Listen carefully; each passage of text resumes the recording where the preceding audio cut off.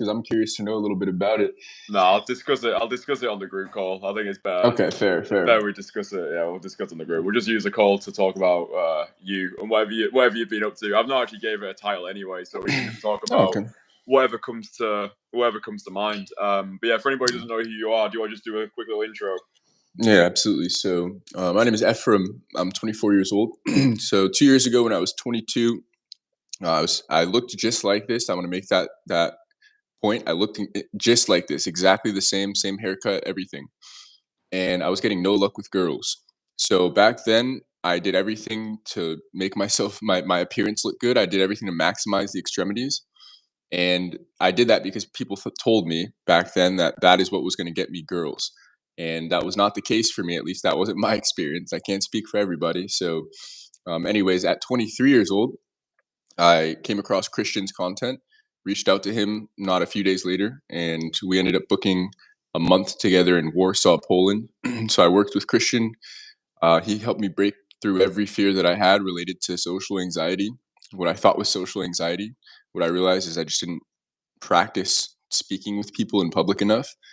So I practiced that so many times over the 30 days that we spent together, became really good at it. And now, a year and a half later, I've got my own channel where I teach this stuff. Yeah, I have a dating life that I'm satisfied with. In fact, something we're going to be going over is now my dating life is so abundant that I've decided to step away from women. I've decided to cut things off because I was so inundated with pleasure that I finally came to and realized I needed to get back to work. So if that's not a testimony for Kristian, I don't know what is. Yeah, he was so effective at teaching me what I wanted to learn that now I'm turning away from the girls that I was after my entire life. So yeah, that's a bit about me. Yeah, it's a really interesting transition, but I think it's the same for most people. I think people who are switched on enough, they realize that this is not for the rest of your life. It's a skill that you learn to fill the void which is currently there, and then you master the skill so you can forget about the skill. That's what it was always for me anyway. I never had a 40-year project with learning the skill. I just knew I wanted to get really good so I could feel in control and then start teaching it because I know there's a lot of people out there who want the skill but they don't want the label and the reputation that comes with learning the skill, you know? So yeah, I think that's what it was for me. And I think the way that I was able to teach it to you, we just resonated. We both knew that it wasn't the end game. We just knew it was something that we wanted to get a handle on. So then we could actually focus our attention on what matters. So yeah, it's not to say to anybody that you can be parading around the pavements for the next 10 years of your life. Like you can do that if you want to do that, but for me, I didn't want to do it. I just wanted to feel that sensation of control, and I think that's what it was for you as well. So, you mentioned there about having a shift in perspective now. I think that actually might be useful though for guys who maybe they've got to that phase in their life where they're kind of thinking to themselves, "Yeah, I have got this side of life handled now, and I want to focus my attention on elsewhere." So, what's that been like for you? Like, where are you actually at right now? So on the very last live stream that we did, I believe, I think one of the questions was, how do you handle multiple relationships or something along those lines? And yeah, I was in a position where I was more or less satisfied. I mean, to be fair, I still feel satisfied, but it was a different kind of satisfaction, I guess, like sexual satisfaction. So I had this girl that we liked each other so much, we just wanted to be with each other, and she also didn't mind me going on other dates. Yeah, I even told her about the channel at one point.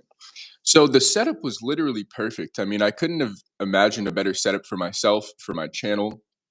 But what I recognized happening, there's a pattern that started happening, and it's happened to me in the past, where I would clock out of work. I'm working a job that I don't want to work right now. I'm just doing it to pay the bills, and I would hit her up, yeah, on any day that I was bored. Yeah, this would be multiple times a week. It's some weeks. I would get off of work. I knew that I didn't want to go home and do job applications. I knew it was getting cold and rainy. I didn't want to go home and be alone. I knew I didn't want to text any of the girls I had met on the previous dates that I'd been on in the past weeks. And I also knew that I didn't want to face my boredom alone. So I just hit her up out of convenience. And I didn't see that as a problem because I thought that I had earned that over the past few years of learning how to cold approach and creating this abundant dating life for myself. I thought that I had earned the ability to never be alone again. I thought that I had earned the right to always utilize my easy access to these women. And what I noticed happening is I stopped taking care of myself nearly as much. I stopped going to the gym nearly as much. I mean, I guess I'm glad that I'm developed enough to where I still was fairly consistent in the gym, but now I'm in the gym every day, and that's how I feel like it's supposed to be. Yeah, I'm there when I have nothing to work out. I just do cardio. I feel like I'm supposed to be in the gym every day like this. Yeah, I'm making content more or less every day. I think this is something I'm supposed to be doing. But what I was turning a blind eye to all of these areas in my life, and the big one, I'm supposed to be applying for jobs, getting myself out of the situation. But when I was working that leasing job that sucked just enough, but I was able to turn to something that was just good enough after work, it kind of evened the playing field to that every day I'd wake up and I'd go, yeah, I mean, I don't like going to work, but at least I got something to look forward to after work. And I could foresee myself staying in the same position for years on end if I continued with this dynamic. And so, yeah, the reason why I had to call time on that is, well, the reason is exactly what has happened since I called time on it. Yeah, the reason is I knew that I would get myself into a better situation financially, and I'm already working aggressively towards that. It's already feeling more possible the more that I work towards it. I knew that I'd be in the gym more, and that's exactly what's happened. I knew that I would be approaching more, and that's exactly what's happened. I've already got new phone numbers in my phone. I've already been making a lot more content, and so it really did confirm what I thought all along, or at least what I realized later on in this relationship, which is just because I have access to women does not mean that I should always be exercising that access. I think it actually is very important that I learn how to not exercise the access. I learned how to remain alone, even like you know at one point I was growing up and I had no sexual outlet except for Pornhub.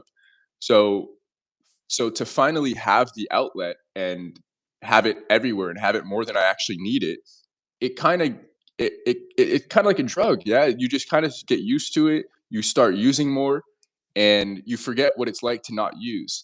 And so then I'm looking back and I'm scared to cut things off, even though I know I have a skill set that allows me to go anywhere and meet anybody.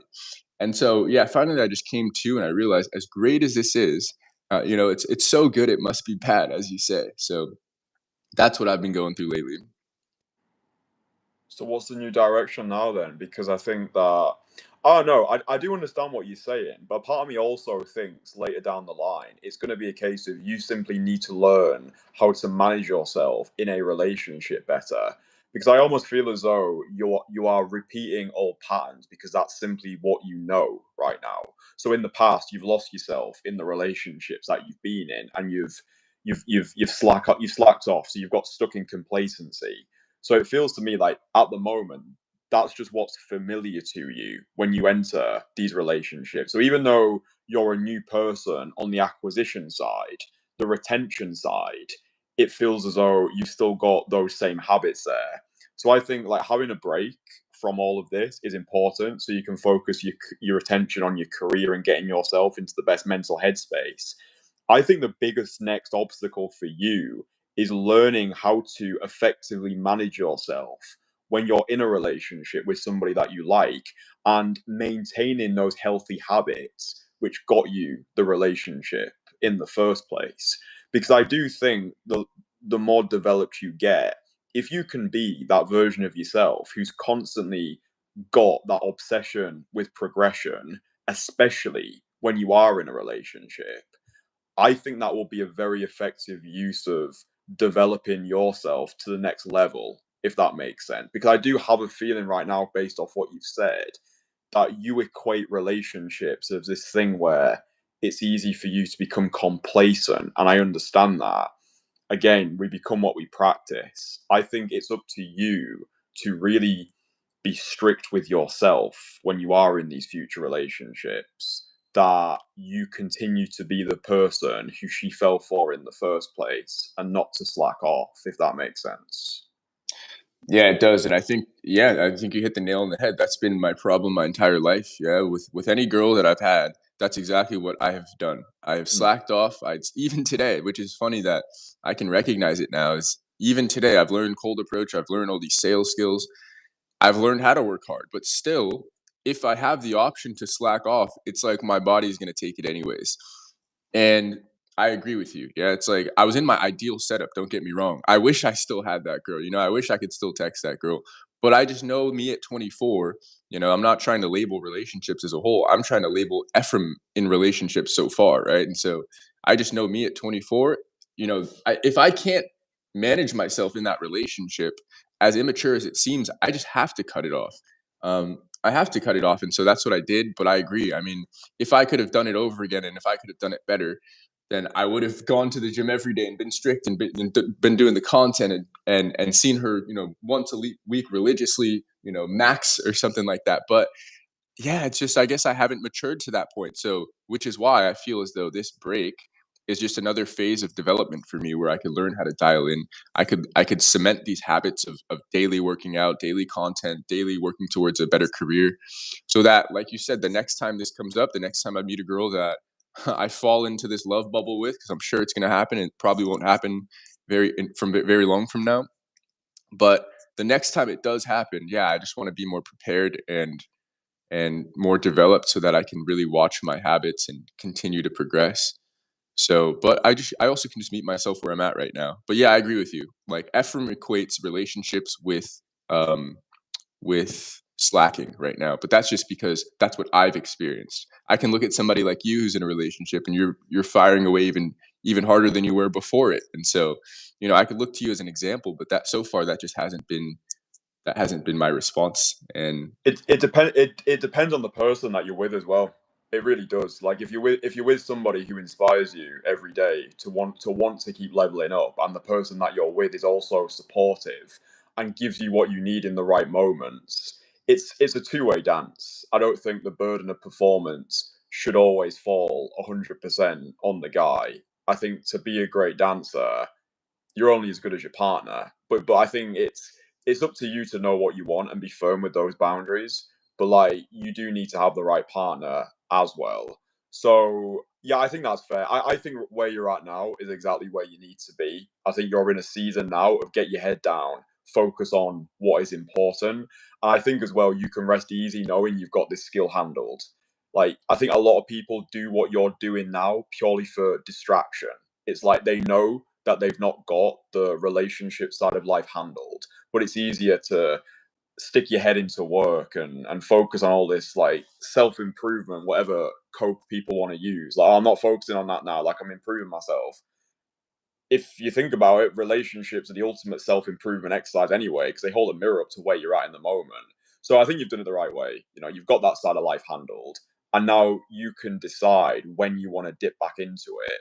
And I think at your age, that's a massive superpower and a huge advantage over most other people who are just going out there and they don't really have that certainty attached. But I think because you've got that certainty, it's the knowing that you can have and not always having. I think that's what stops you from sinking into some manic depressive state. yeah, and that's why I mentioned at the beginning of the live stream during my intro that Christian was so effective at teaching this skill that it freed me from the need to stay in a relationship like that where I could feel myself slipping away. And I think that that is the most powerful position to be in because if we look at this one dimensionally, we can connect the dots and go, oh, Christian can help me get girls. But we look underneath the surface a bit and we start to realize that it's not just the act of acquiring women that thing that you couldn't do your entire life, but it's everything that represents and everything that ties into. So if I can walk over to a girl and if I do it 5-10 times, it's likely I'll find one that wants to go on a date with me. If I know that and I've proven that to myself dozens of times, then it unlocks this different level of self-belief, yeah, this different level of self-confidence where I can look myself in the mirror, I can look at this relationship and I can go, even though 2 years ago I never would have left this girl because she's everything that I wanted at the time, just because of the sheer fact that I am still immature and I still feel myself slipping into that complacency. None of this was her fault, right? So just because I can't manage myself in the relationship and I have this skill means that I can confidently end things, knowing that it's in the better interest of my future, and also knowing that it's probably not going to be very long until I find the next girl that I'll be seeing. So that's what I mean by effectively teaching the skill. It's just how yeah, how life changing is that sentence? Yeah, it's like I never thought me when I was 18 years old, just trying to get laid every night, swiping on every app, DMing every cute girl that I saw on Instagram. Like that version of Efrem, which wasn't that long ago. Think about it, 4 years ago, or what, 6 years ago? Math. I did not think that I would ever be in a position where I can actively choose to look at the dream girl basically and still decide to turn away in the interest of getting a better career, going to the gym more, right? Like these tedious tasks that nobody even likes to do, but I knew that I just needed to do them. And so yeah, it just feels like I've reached a different echelon. I feel really good that I've been able to turn away too, because I didn't think that the progress would happen this quick, but yeah, it was like immediately. As soon as I called time on it, I felt the drive in me immediately. It was insane. It's almost like just knowing that you have that mental safety net is enough to keep me in complacency. But as soon as I cut that safety net off, I was able to see everything clearly and go, wow, there's a lot of work left to be done. And how have you actually been dealing with the day to day? Because I know that when it comes to these things, especially if you're with somebody that you really like, it can be an emotional time. I think we're all human and we've all got our own time. Maybe it's late in the evening when you're sat with your own thoughts and you're thinking, "Oh, wouldn't it be nice X, Y, Z?" How have you been managing the day to day? Has it been a case of keeping yourself busy and accepting you are going to have times where you are feeling slightly lonely, or have there been strategies that you've been deploying? I'm just curious because maybe there's guys watching and they're thinking, oh, I'm in a similar position now, but I'm not coping. I'm really struggling. So yeah, I was wondering like how you've been actually able to manage the day to day. Yeah, it's a great question. I really like that we go through these real topics, Christian, that we talk about these topics that matter. No guys ever ask me that, right? How do you feel after the breakup? How do you actually feel? Yeah, man. I mean, just like anybody, I go through these pockets in my day where, my brain trails off to this girl or something that reminds me of her, and then I just think about just the guilt that I feel about just letting this go on for as long as I did. I think about the guilt that I feel about just blocking her and not ending things the manly, mature way that I know I should have, but I knew I wouldn't have done because we would have just ended up making out like the previous times we tried to cut things off. And so, yeah, I just go through these moments in the day where I do just think about it. But I think that this skill going through all of the self-questioning that I had to when I walked over to the girl and I got rejected and she didn't talk to me and she didn't look at me and just going through that thousands of times, I think it just did something to my mentality where now I can go through other emotionally difficult things and I can recognize that they suck, but they're not as impactful, as influential as they would have been prior to cold approach. So nowadays, I mean, just using this girl as an example, my brain will drift off over to her and things that remind me about her, and I'll just think about the great times we had, but very quickly I'm able to refocus my attention. And funny enough, like I actually let myself sit in that feeling. I let that tightness in my chest kind of come over me. Pause. The same way that in cold approach we walk up to the girl and you kind of embrace the fear that you're feeling. So the same thing. I have that feeling in me. I embrace it. I sit with it. And then I'm able to just think about other things or get back to work. Let's say if I'm at work, if I'm at work daydreaming, looking out the window, then I'm able to refocus or I get a phone call anyways. And it's like, yeah, it's just on to the next. I'm just able to look back and accept what happened, not try to change the past because I can't anyways, and then just look towards the future. But I really appreciate you asking that question, and I think that is going to be useful for guys in similar situations just to hear hear the honest truth. There's too many red pillars talking about emotional, oh, don't be too emotionally unavailable, never feel feelings, oh, you shouldn't feel any sort of attachment to women. And you and we're the ones that actually get the results, and we're sitting here saying, no, yeah, I was actually sad, I was thinking about her all day, I was feeling kind of bad.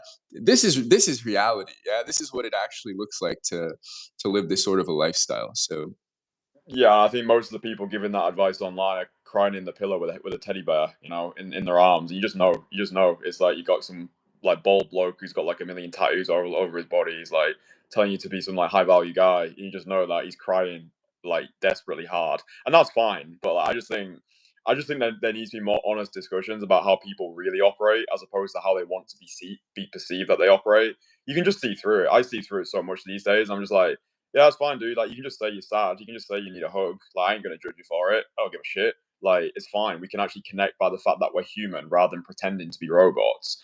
You mentioned guilt quite a lot. What do you feel guilty about? So I feel guilty about. So there's still this thought in me where I think due to my upbringing that every single girl wants this same kind of a dynamic relationship where it's one man, one woman, complete love, complete oblivion, or I guess complete bliss. We're all wrapped up in each other. I'm texting her every day. I've actually had something similar with the girl that I lived with at one point. So I guess that's where the guilt comes from. Is I've given a girl like a lot of me in the past, i.e., the girl that I ended up living with when I was 21, and this girl was so much like we were so much more into each other and connected to each other, but I was giving her a tenth of the attention that I gave the girl that I was living with, for example. I would only hit this girl up every now and then when we were going to be hanging out. I was very firm with what I wanted, but I could see that although she tolerated what I wanted, which was to go see other girls, that was not her ideal, right? We had too many conversations to count about this. And so that's where the guilt came from is I still feel as though like even though that was an ideal setup for me, I don't know if that was an ideal setup for her. And so I just think that's where the guilt comes from is I think if I would have called time earlier, maybe just had a very brief love bubble with this girl and then just moved on like I do with most women. But it's just I liked her enough that I wanted to stay there. And she likes me enough that she wanted me to stay too, regardless of the things she didn't like about me, right? Regardless of the fact that I wouldn't commit. She liked me enough that she wanted me around. And so, yeah, that's part of the guilt. And then the other guilt is just the intrinsic guilt I feel towards myself and like my progress and my parents, for example, who I could have like a lot of what I do is to try to put other people around me that are closely connected to me in a better position. So for the past 6, 7 months, I'm seeing this girl when I could be doing DoorDash after work, when I could be putting in job applications, when I could be going to see my mom and having dinner with her. And so that's part of the guilt too, is I was picking pleasure over progress. I was picking pleasure over the people in my life that are really important to me. And so yeah, that was part of it. And I still feel it. And I think that it's okay that I feel that and I forgive myself for it. But yeah, if I could go back and change time, which I can't, then I would have done a lot of things differently. But I think this is all part of progress.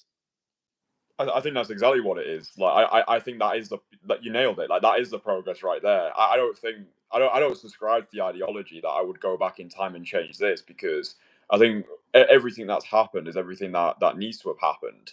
I think it's so useful that you're having these realizations at this age as opposed to having them at 30 and then going the full way in marriage and children because you hadn't had these experiences early. The fact that you're developing your emotional intelligence now means that you are going to be better equipped in the future, I think, to create more of a stable family if that's what you choose. Because I think you're learning more about your personal triggers when you're in relationships. So, therefore, I would like to think you're going to be able to manage yourself better when you re enter relationships with new people. So, as much as I understand the guilt that you might be feeling, I think if you can reframe it and ask yourself, how can this be the best thing that could possibly have happened to me? Then there's no room for guilt if you give space to find how that guilt can transform you. So whenever I'm in those situations, it's how can I turn this into the best thing that could possibly have happened? And it just gets you out of that victim mindset because when you do feel guilt, it is a lower frequency vibrational state to be in. I find that as soon as you can just make the decision to forgive yourself and find how it can be the best thing ever, it immediately puts you on that upward trajectory and you get to feel better feelings and also be grateful for the fact that it happened in the first place, if that makes sense. Yeah, no, that does make total sense. Yeah, I think that when I referred to the guilt, I agree, and I think that it was more so just when my mind kind of wandered into that topic and just the relationship. But Yeah, I think you hit the nail on the head. There wasn't anything I could have changed. This was just life unfolding before my eyes, and so I need to take everything at face value and just and move forward. So and yeah, like you said, everything seems to have happened as it needed to happen. If I had never gotten laid off from that first programming job, then you and I never would have met. And so as much as I hate that I got laid off, it was the best thing that ever happened to me. Seriously, because I mean, look at my life now. So yeah, I just got to take it at face value and keep moving forward. Yeah, no, I think so. I think so. So what's the actual like what's the ideal reality now then? I think that might be useful for people as well. Like now that you've now that you don't have the things that you had in your life previously and your future's looking a lot more open, like what is the goal now going forward and how are you planning on actually materializing that? So now the goal is to be very intentional with relationships. The goal is to stay very focused on the overall goal and what I want with my channel, with my life, my income, with my family. And so yeah, it's just gonna be keeping my head down, working hard, being very intentional if I am to fall in love once again. Yeah, being very intentional, choosing the girl carefully, because I think it's not a choice in that it's a feeling, but it's a choice in that the things that create the love and the connection are the frequency and seeing each other consistently. And so that part is a choice. Yeah. And that's all up to me as the man, as the person that can make the decisions. That is all up to me. And so if I see a girl, I find a girl that I really like and we end up going on a date, we end up seeing each other. I need to be very intentional with the frequency at which I'm seeing her. I already know I'm going to be very transparent and upfront from the beginning, but it's just like that's what I mean is I might find a girl just like this girl who's okay, who's okay with me cold approaching, who's okay with me having this sick dating life. And that's a dangerous place to be in because I'll probably want to cling to that girl. I'll probably find that girl and go, well, I could go out and cold approach a lot more girls, but it's kind of cold and it's getting to the rainy season. And I found this girl that likes me and I could just exercise access, right? I could just keep hitting this girl up. And I don't see a full problem in that because of what we spoke about. It's just making sure I don't lose myself is the key. Yeah, it's making sure I could still stay focused and not overuse. Yeah, not I think there is a part of me that needs that drive, that testosterone buildup to a certain extent. So if it's just release, release, release every few days, then even biologically, I just don't have the drive in me. I have less of that hormone that pushes us into the world, and so yeah, it's just really guarding that area of my life, really guarding, um, yeah, just how I spend my time is my goal, my overall goal, and it's interesting because my goal 2 years ago, my goal was just get laid. And I was in the same position where I didn't have girls to text, just like right now. I don't really have girls to text that would come over right now. And back then, the biggest, most prominent goal in my mind was get laid. It doesn't really matter how cute the girl is. I hope, the cuter the better, but whatever at this point. And now I'm looking at my life and I'm going, my goal is to stay consistent every night putting in job applications. My goal is to actually show up to the gym when I don't feel like it. My goal is to just keep pumping out live streams and really help other guys up the ladder. And it's no longer just to get laid. I mean, that's kind of like an afterthought goal. It's less of a goal and it's more like an expectation now. Yeah, it's more like, yeah, I kind of just know that a week or two more of this, 2 more weeks of me going up to girls on my day off, and it's probably just gonna happen. Yeah. And so what a crazy position to be in. Yeah. It's just I'm so grateful, man. Yeah, I know the guys in the group as well. They've been taking a lot of value from the streams you've been putting out and the advice that you share inside the group as well. I think that since I put the group together, obviously you've been in there since the very start. I think that it's so important for the guys because like they can really look up to you as a figure, like an aspirational figure that used to be like them not that long ago. How do you see your role inside of the group now? Because when we worked together 2 years ago, it was like, well, when we worked together, it was like you were completely new to all of this, and now you're in a group which really looks towards you as a leader figure. So yeah, how do you see your role inside of the entourage now? Because you've developed a lot. It's funny because it did change quite a bit. I remember when you put the group together, I remember getting added to this massive group call or this group chat.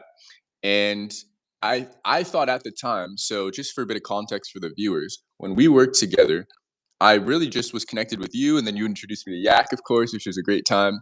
But I wasn't really connected to anyone else aside from Christian.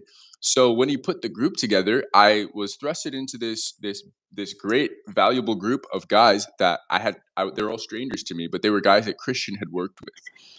So when I first was introduced and you asked, all right, can everybody send an intro message just saying hi, introducing yourself to the group? I introduced myself to the group thinking that I was going to be one of the least valuable contributors to the group.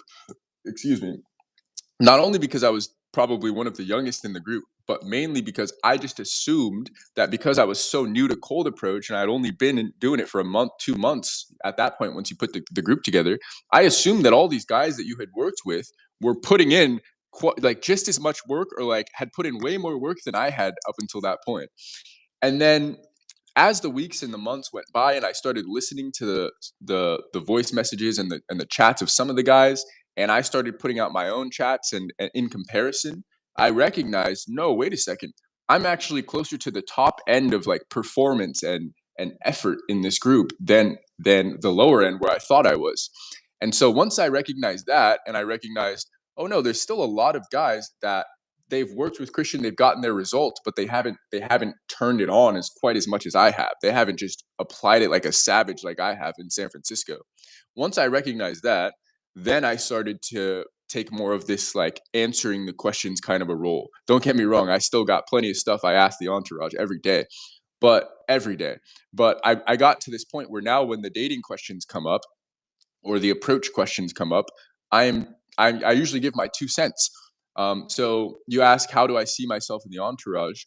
So when it comes to anything but cold approach, I see myself as a student in the entourage. I see myself as somebody who takes, extracts value out of the guys that Christian has met and worked with and put into the entourage because there's so many different people with different industry knowledge. There's so many uh, different income levels, yeah, income brackets in the entourage. We got people from musicians to guys that own companies to guys that own portfolios of properties, and so you can imagine I'm as a 24-year-old who doesn't know shit. I'm taking a lot of value from these guys on these different topics. So that's my role taking. But my role giving is whenever dating girls, cold approach, self belief, doubt, all of these topics come up, I feel as though I'm an expert in this category, and not just because of the work I've put into cold approach. That's the main reason, but it's because of all the sales training and all the door to door, door knocking, cold calling I did prior to cold approach. It did develop, what I lack in owning properties or owning companies. What I that's a bad way to phrase it, but I guess what I'm saying is maybe I don't own the companies, maybe I'm not the investment banker making 500,000 a year like some of the guys in the entourage are, but I mean this area of life I've put a lot of work into and done a lot of self discovery, and so I just share a lot about myself and my own journey when answering questions, and I think just giving perspective to guys, and yeah, it seems as though in addition to what Christian shares, it seems as though some of the stuff that I share resonates with some of the guys. So I couldn't be happier to contribute. All the all of what Christian has given to me, I would not be happier to contribute to the entourage as much as I do. And now it's ramping up too. So yeah, but that's how I see my role. I just see myself as kind of like a somebody that guys can go to for questions about self worth, self doubt, self belief, dating, the date itself, the mechanics of the date, the mechanics of the approach. And then I tend to like to call out when guys are making excuses as well, because oftentimes all the excuses simplify to I am too scared right now. So I'm really good at just calling that out and being vulnerable too. I tell guys that I'm scared too. I like to remind guys that I'm no different. Just because you can see that I have a channel with results doesn't mean that the fear has gone away. Doesn't mean that the self doubt has been completely eradicated. I still have my days where 3 girls in a row say they don't like me, and now I'm questioning everything. And I'm going, did I lose it all? Am I Efrem or did I wake up a different person? So, but yeah, that's how I see my role in the group. Yeah, you did 30 days with me as well. I think 30 days with me is worth about 3 years. So even though you might have felt as though you're new to this, those days we had in Warsaw, those add up. I say to people like one approach with me is worth about 30 on your own. I lost count how many you did with me in Warsaw, but I think that does equate to 3 years of experience condensed into 1 month. So it's no surprise you've been able to apply yourself. But you're so right. Everybody can have the same experience, but results can differ person to person because of people's willingness. Ultimately, right? Like you could sign up to a week-long fitness retreat in Bali with the best trainers in the world. They can give you the playbook. They can hold you accountable. They can tell you what to eat, how to hold the spoon, so you can better ingest the calories. It's up to you if you're going to continue to lift those weights when you go back home, right? I ain't going to lift the weights for you. So I think the willingness that you had to replicate the result on home soil, that's the reason why you're doing what you're doing today. I can't be holding people's hand for the best part of 2 years. It's on you when you go back home. And I think it adds an extra layer of accountability as well. It's like, right, I've paid this money, I've had this experience. Fucking hell, it's up to me how I use this. Now, I paid $15,000 to go to Dubai for that 3 day event. Like, I ain't expecting the guy to wipe my ass 2 months later. It's like, no, I paid for the ticket, I got the access. It's up to me what I do with the lessons. I think when you've got that mindset, you always take radical responsibility for everything that happens. It's like, I can pay for the access, I can get the playbook, but this guy ain't gonna wipe my ass for me. So I think that's so useful. You actually said just the final thing I wanted to ask you. Your we'll just say former girlfriend. You said she found out about your channel. How was that? Yeah, I guess found out was I phrased it wrong. I showed her the channel. This is towards the end of the relationship where we were trying to actually break things off, and she just had a bunch of questions about what are you doing all this So you time, this showed and you that. showed her the channel in the hope that it would be the final hoorah. Like, hey, this is Yeah, what I'm doing. yeah, no, honestly, I showed her the channel with the intent that she would like my expectation was that she would be so put off that we would just have to end it. Like that was my goal, is I was trying to end things and No, I'm it trying makes to it find increases ways. it, man. Yeah, now you said that, and I didn't fully believe it when I heard it on your Christian Casanova Spotify podcast a year ago.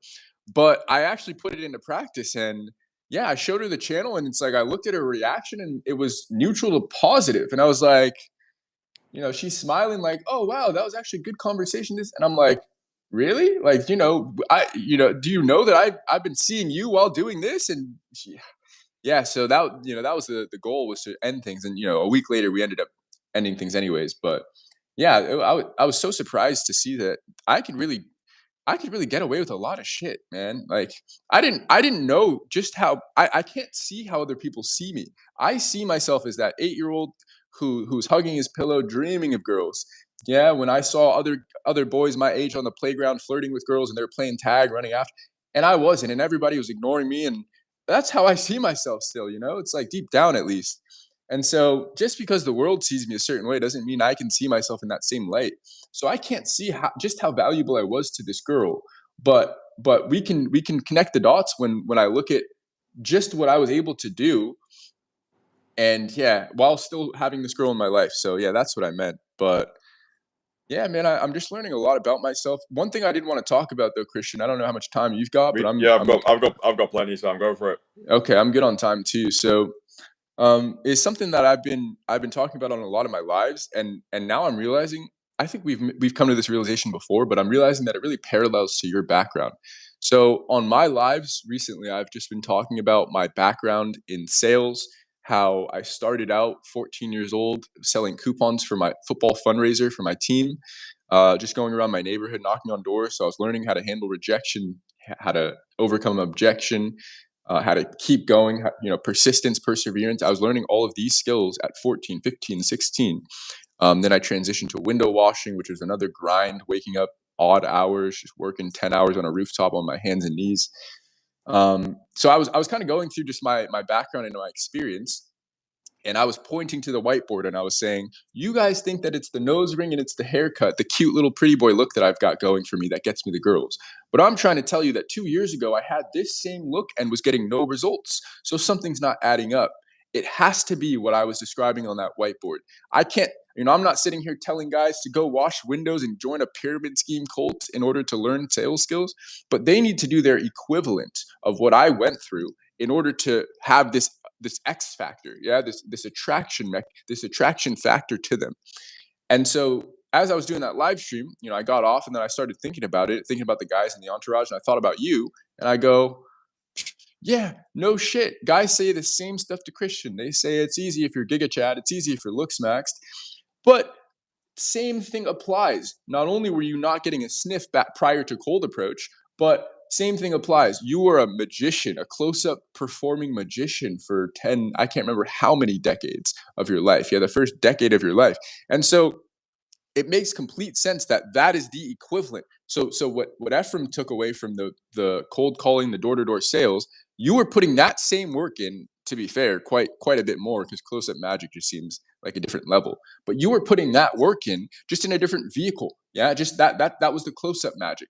So guys are they spend so much of their time trying to perfect all of the extremities and trying to get every hair follicle to fall in the right place on their head.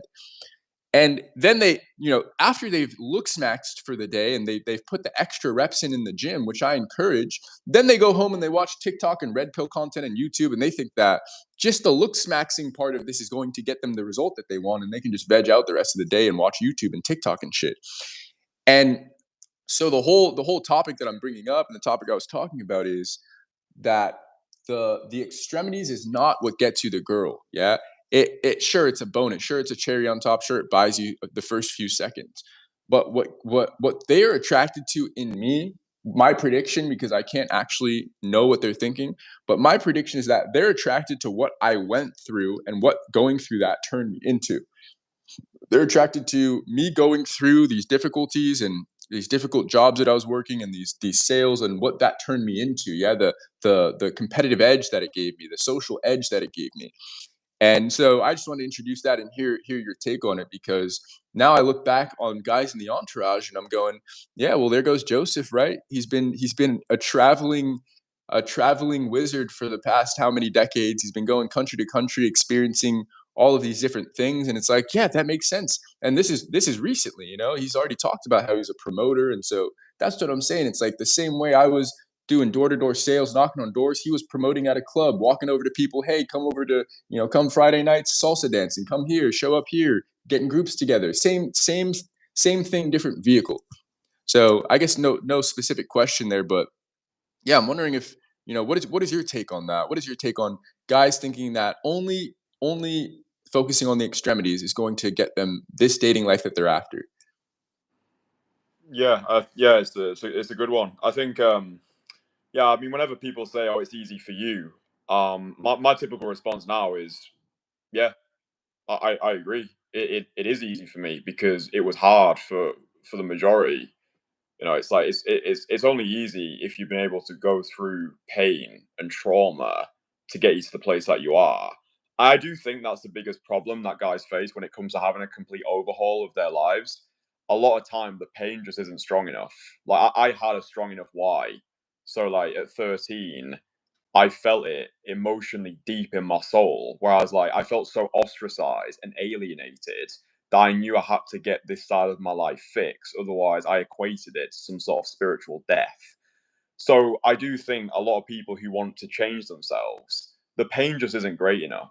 It's like it's much easier, like to use an example of yourself, it's much easier to stay in a comfortable job, which is good enough, compared to if you're in a terrible job and you just can't even imagine one more day there. I think the stronger the pain, the more the emotional desire to get out of that situation. So I think today the problem is we live in a society which has become accustomed to feeling lukewarm. Oh, it's good enough. Oh, it will do. And usually it takes a guy to hit the rock bottom to actually apply and reach out to work with me. That's what I found to be true. It's never really, and if I do speak with a guy and he's like, yeah, things are going well right now, like, things are going well here, usually my response is, I don't think you need me. Because I just know that he's not going to be able to push himself to levels that I need somebody to push themselves to. If life is just okay right now, you can guarantee a month later the guy's just going to go back into old habits. I need the people on the phone who are like, Kristian, I just need to change. If I don't do this, I know that my life is going to go to ruin. I need people, and it might sound whatever, but it's just true. Like people, I think, especially guys, they need that rock bottom moment. I call it a rock bottom renaissance. You need that rock bottom. You need to have hit rock bottom in order to make any true transformation. I think that's the reason why people don't see the transformation that they want, because the pain just isn't there. The pain just isn't strong enough. So yeah, building these skills at an early age. But I think it's the reason why we decided to build the skills. And like my why came from intense emotional desire to fix my situation. So I just feel as though people just don't want it badly enough. I think if people did truly want it, they would have made the change already. So I don't think it's a talent problem. I think it's a tenacity problem. I think the people that I meet in my life who are the most successful, they've just got a stronger why. They've got a stronger emotional pain than other people. And I just know, like, as soon as I meet somebody, if I'm on the phone with somebody, I just know if they're somebody that I want to help or if they're just a part timer. I don't have time for part time. I don't have time for the people who are just like, yeah, this would be nice. What do you mean it would be nice? It'd be nice if I went to the shops then and bought a fucking Mars bar. But like, I don't want it enough. I don't care about Mars bar. So yeah, I need people who are on the same frequency as me. Do you know what I mean? I need the people who just want to take it all the way, not the people who just want to half-ass it. You'll get out what you put in. Yeah, I wish nowadays I wish you would have recorded that first initial call that we had over Zoom or WhatsApp, whichever it was, because well, firstly, I remember to your point about reaching out because we have to, not because we kind of want to. When I reached out to Kristian, I remember exactly where I was. I just broken off things with a girl, so kind of similar to this scenario. Um, and and the reason I had done it is because she had sent me a text saying, I'm not comfortable sleeping with people who are sleeping with other people. And so I ended up cutting things off even back then. Even back then, I knew that I needed to choose myself in my development. And I was sitting on a porch. I had this big coat on. I still got the coat with my hoodie up, fur inside. And I was sitting on this porch. I was living with a roommate I didn't like at the time. So my living situation was not good.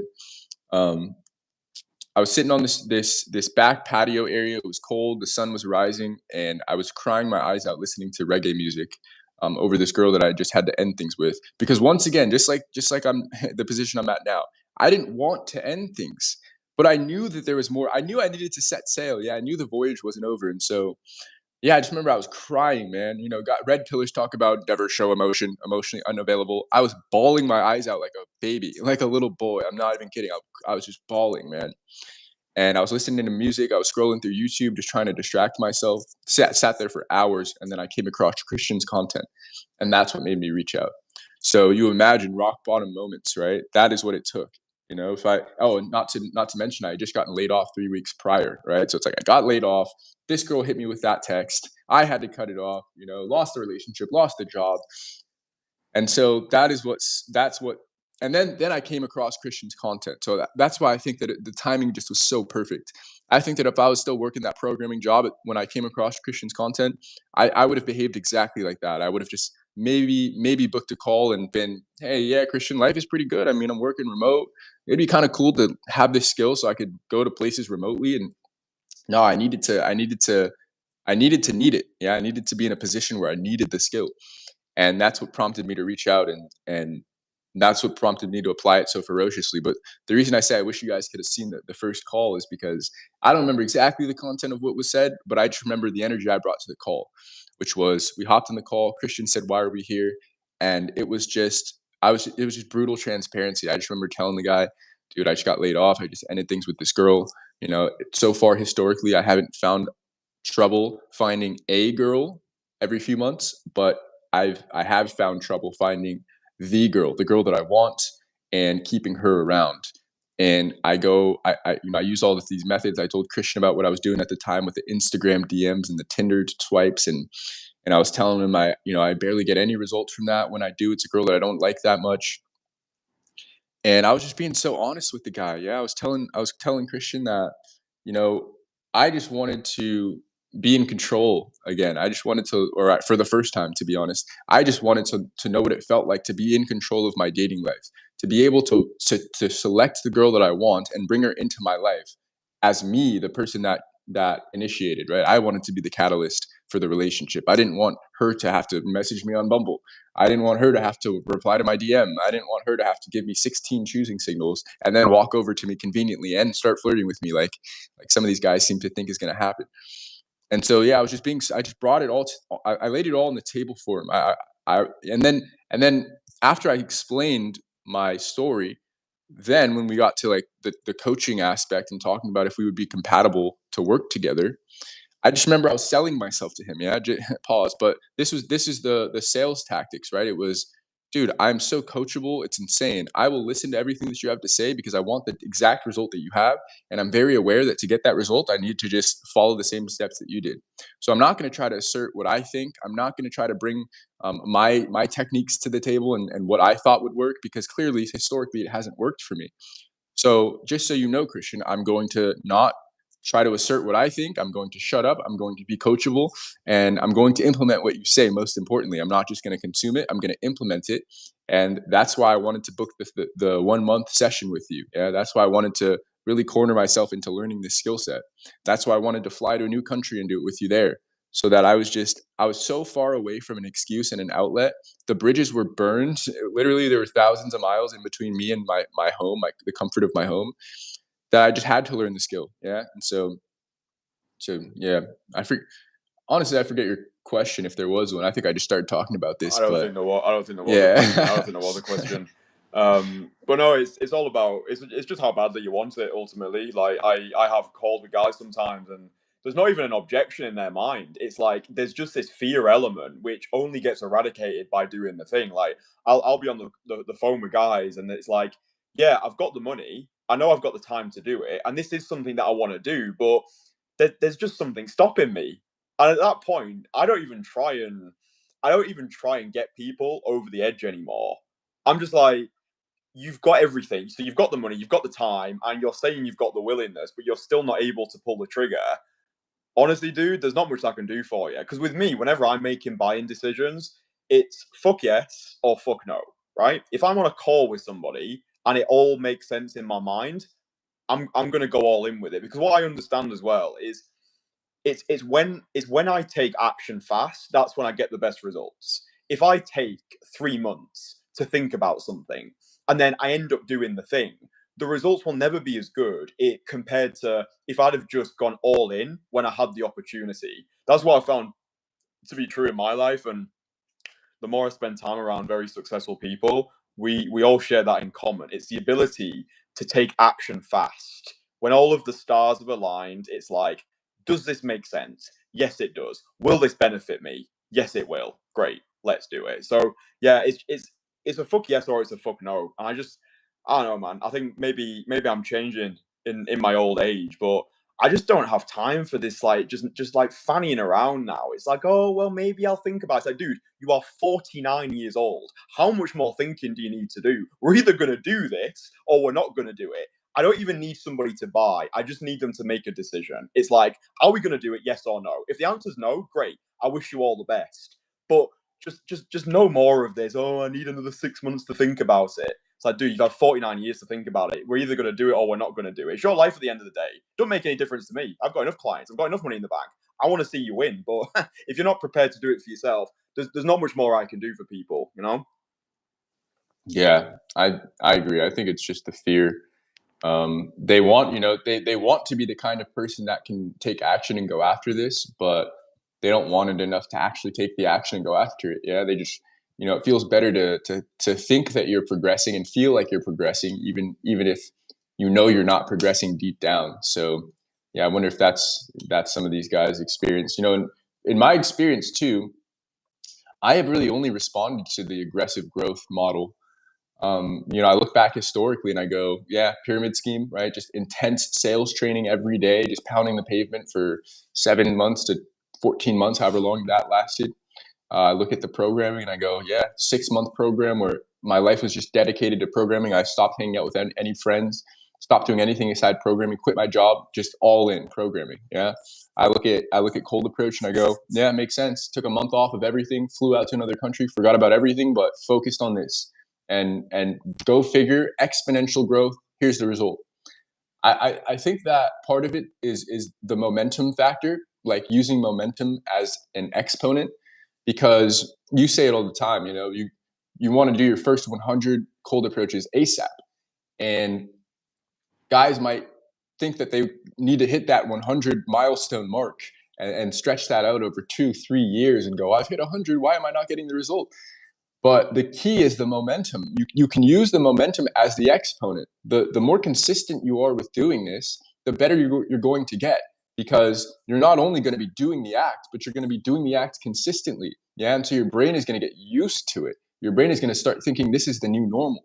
Versus if you do one approach every 6 weeks, it's not the new normal yet. Yeah. So for me, I spent 30 days doing approaches every day. So by the time I got back to San Francisco, it was the new normal, right? My brain looked back on history and went, well, in the past 30 days, Efrem has approached a lot of women. So I got back to San Francisco and I just kept going. Yeah, I just kept doing it. And now I'm at a point where a year and a half later, my brain is like, Efrem, why aren't you approaching women? Yeah, I see the girl and it goes, why aren't you approaching women? 2 years ago, it was, holy shit, she's hot. There's no way I'm talking to her. And nowadays it's, why am I not approaching her?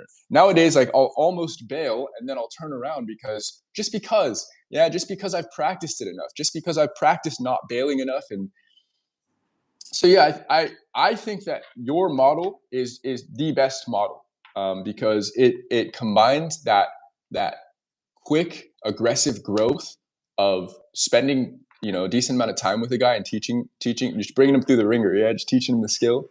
And then not only does it have that aspect where you're giving him the skill in a condensed period of time where he's really just grinding it out, but then to have that guy fly home to wherever he lives and then be a part of a global network where we have guys on almost every continent at this point except Antarctica. We got guys across the map doing exactly what this guy just learned, exactly what you just taught this new person how to do, consistently on a daily basis, talking about it daily, talking about what we've done, what we didn't do, the fears we had. Oh, I bailed today. Oh, I didn't go as hard today. And so for that person who just spent, a week with you or a weekend with you to now be plugged into this system, I don't want to make, take from what I'm saying, extract the message. It really reminds me of that intense training pyramid scheme that I was in. I'm not saying that we're in a fucking pyramid scheme. Please extract the message, boys.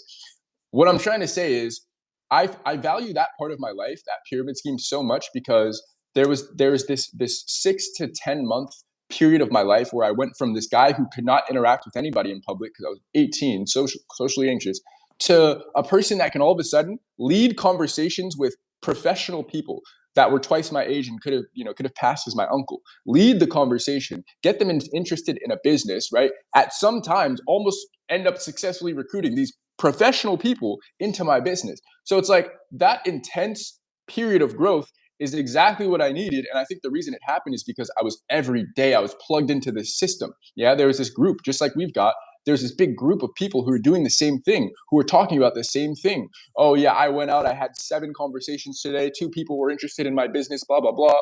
I need to work on this, I need to improve upon this. That's what we're doing in the entourage, right? We have our intense training with Kristian, and then we're plugged into a global system where everybody is plugged in. We cut the fat, right? Kristian kicks the trolls or kicks anybody who doesn't belong there. There's no trolls, but kicks people who start slacking off. I think that's a good thing, because you're only as good as your weakest link. And so they're plugged into the system where every day, even if they're not doing what they know they should be, they're being flooded with messages from guys that are taking action. So it's like you surround yourself with enough action takers. It just you have to at some point. You either quit the group, right? You exit the group out of sheer embarrassment of not putting work in, or you just decide to get up and start taking action. And this happens all the time where guys will kind of poke their heads out of the weeds. Maybe they've been away for a few weeks. Maybe they got into a relationship here, or maybe they've been, slacking off here. And they'll poke their head out when they see the pace is picking up in the entourage and the guys are getting after it. And all of a sudden, they'll get after it, right? They'll start to try to quit their vices. They'll start to try to improve their life. They'll get back in the gym. They'll get back to the approaching.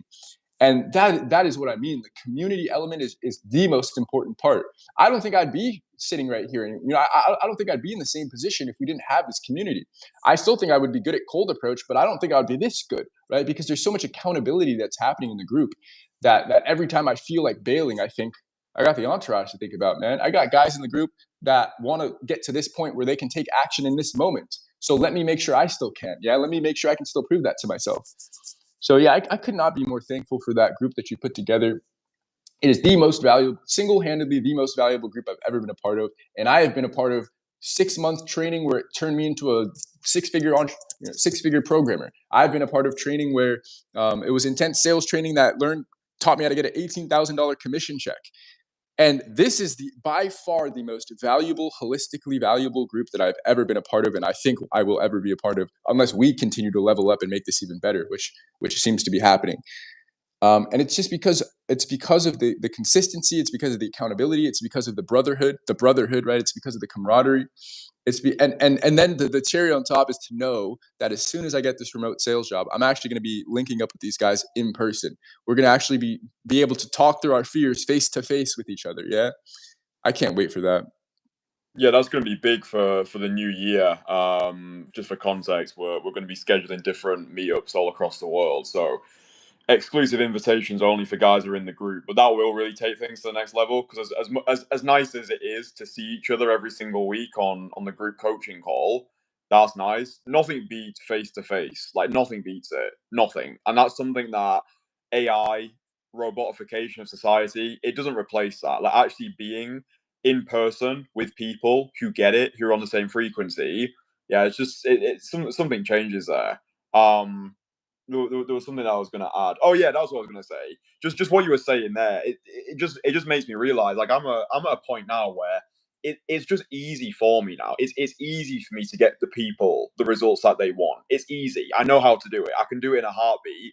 But it's only for the people who have that willingness. So it's like, oh yeah, but my mate Steve, he's 30 pounds overweight. I bet you can't get results for him. Yeah, too fucking right. I can't get results for Steve. No one can get results for fucking Steve. He can't get results for himself. So it's like it's a particular type of person. Like you spoke about coachability, willingness. Like you had all of those boxes ticked.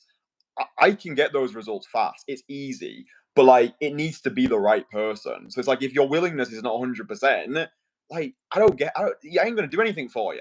Do you know what I mean? It's like if you can't even motivate yourself to book in a call and make a payment and get to where you need to be on time, it's like what do you want me to do for you? So yeah, look, the results are easy, but it's the person that the willingness has to be there. The pain has to be high. They need to be at their rock bottom for me to get the best results. It's just the way it is. I mean, dude, I removed 15 people from the group the other day. 15 of them just like gone because there was no contribution from these people for the past 6 months. I hadn't heard anything from them. And then as soon as I removed those 15 people without any word of warning, the whole group just popped off. All of a sudden, everyone was active. Everyone was no longer sleeping because they're like, oh fuck, this guy's not messing about. This guy is serious. He wants an active community. Now the group, it's never been better. Never. So like as a leader, you just have to make those decisions sometimes. You have to be like, yeah, you're going, you're going, you're going. I had guys message me being like, hey, I noticed I've been kicked from the group. Can I get back in? No, you can't. You've been in the group for a year and I've not heard one message from you. What do you think this is? Some like little like get together where maybe we talk about fashion every now and again. It's like I need that. I need that level of commitment. Because like you say, the group is only as good as its weakest link. And there was just too much dead weight in there. And I want every single person who joins to get inside and be like, fucking hell, these people are not messing about. I need to be on my A game. I don't give a fuck how much money someone's paid. I really couldn't care less. If you're not on it, I don't care. You're gone. It doesn't matter. And that's how you need to run. That's how you need to run it. Because otherwise, people get complacent. As we know, complacency kicks in. Oh, it's comfortable here. Oh, Kristian's a good guy. I can just coast. No, you're not coasting. We need active people because all the people that work with me, like their success, like my reputation is attached to their success. So I need people who are all in. If you're not all in, I ain't the person for you. So yeah, I think that is really useful. It will continue to improve, but it's important that every addition, every new person, they lift the overall value of the group up, and that's why I don't have time for part timers. Yeah, I think that was necessary, and yeah, you boys should have seen the increase in activity that happened after that tough decision was made because, like you mentioned, everybody was contributing and continues to be contributing. So, yeah, I guess I'll end things off by just shouting out the entourage and shouting out Kristian. Yeah, so doors are closed right now. Kristian said he's accepting applications, but he's not going to be reviewing applications until next year. So Earliest you can get in is next year, so I would encourage you to join the wait list because it's only going to get longer from here. Um, yeah, I talked about what I've gotten from the entourage and from the guys in it. So I'll just talk about Kristian now. I think the reason that Kristian and I resonate so well, and we've resonated from the first conversation we had, is because the older I get, the more experience I gather, the more I just realize that, like, Kristian and I, not just, we aren't the only two individuals in the world like this, but when I look at Kristian, I can just see that 4, 5, 6, 7-year-old kid in him that I can see in myself, who just wanted to be somebody. Yeah, who just the world told him what to expect out of his life and himself, just like they did for me. They told him what his peak was going to be, just like they did for me. For him, they told him he'd be staying in the Lake District, working at the factories, or I forget exactly where. Yeah, You the know, and that submarine factory. the submarine factory. Yeah. For me, they just told me, go to college, you'll find some decent career, and that's where you're gonna land, son. That's what you should do. And when I look at Kristian, I see myself. I see somebody that just rejected all of it. Especially when I look at a lot of the guys in the entourage too. I see men that just, when we were young and we got planted all of this information, it never really fully sat right with us. And there came a point in all of our lives where we just decided, fuck that, man, fuck that. I'm going to go after what I want in this lifetime, regardless of what people think. And the first call that we hopped on, Kristian, I remember. I think that you just saw that in me. Yeah, with what I was able to communicate to you on that call, it's not something you can really pinpoint and pull out and say, oh, well, he said that he's coachable. It's just it's how I said it. It's the delivery, it's the seriousness with which I was talking about this stuff. That's what I saw in Kristian. Is just every live stream he gets on, it's just poetic mastery. But it's not fluff that he's talking about. It's all deep topics that always resonate. And yeah, I couldn't be more appreciative of what you've done for me. I think about this literally every day. Every time I meet a new girl, every time I have an amazing date, I look back and I go, "Thank you, Kristian." This happened directly because of who you decided to be when you stood up at 13 years old and decided to pick up that deck of cards and just start getting after it. Start going after what you want. That's how deep this stuff goes. Yeah, my validation today, my sexual satisfaction today, is directly tied to the decision that this man made 13, 16 years ago. And the decisions, all of the micro decisions that he made since that day to the day where he met me. And I think about how many times you could have quit, how many times you could have decided this isn't going to work. I think about the years where you were building the business and you didn't find people that were as committed as the guys that you met now that you've got in the entourage. And I think he still pushed through. He could have quit. He had the skill. He didn't have to teach it. He had the skill. He could have just receded into a comfortable dating life and never helped anybody. Yet he's decided to commit himself to changing the lives of as many serious men as possible. And it's happening right in front of our eyes every day. It's happening. And so couldn't be more appreciative of you, man. Just wanted to end things off that way. Thanks. No, I really appreciate that. And like for me, yeah, the thing didn't really take off for like the first 3 years or so. Do you know what I mean? So it's like you just eat shit for a long time. You really do. And I think that's the way that you build great things, whether it's great relationships, a great skill set, a great business. It's like you need to be all in and you need to eat shit and you need to accept the suck phase and you need to have that longer term vision for your life. It's like, okay, who am I going to be? What am I building here? And then you don't get too swept away in short term instant gratification, like, oh, this person didn't text me back, or I didn't make any money this month. Dude, I didn't make money for months. Like it just is. And it's like that's how I think that's a precursor for success. I think pain and the pain that you decide to endure is the biggest benchmark for how successful you'll be. I think the more shit you can eat and not need anything back, Hormozy talks about it a lot. The longer you can go without needing to eat the cookie, then the better of a leader, the better of a business you actually build. And yeah, I mean, look, I play my cards every day as well. They're always a reminder to, just pick the cards up one last time. It's fine. But yeah, where can people find you if they resonate with the message? Yeah. People can find me at Pull University. I've got a YouTube channel going where I just document my life, my dating life, what I'm going through. Most recently, the main content. I mean, guys seem to love the infield, so I'm happy about that. But my opinion, the main content is the live streams. That's where I'm real. Videos I can edit, live streams I can't edit. And so I just sit there for 30 minutes. I sit there for 60 minutes, and I tell you what's going on. I tell you what I think about. I tell you what I'm feeling. I tell you how scared I am. All of that stuff. And I think that that's the true value. So yeah, that's where you can find me. Just all things related to dating improvement and getting yourself into a better dating position. So and then the other place is if you're accepted in 2025, I might see you next year in the Entourage. That's my favorite place to be.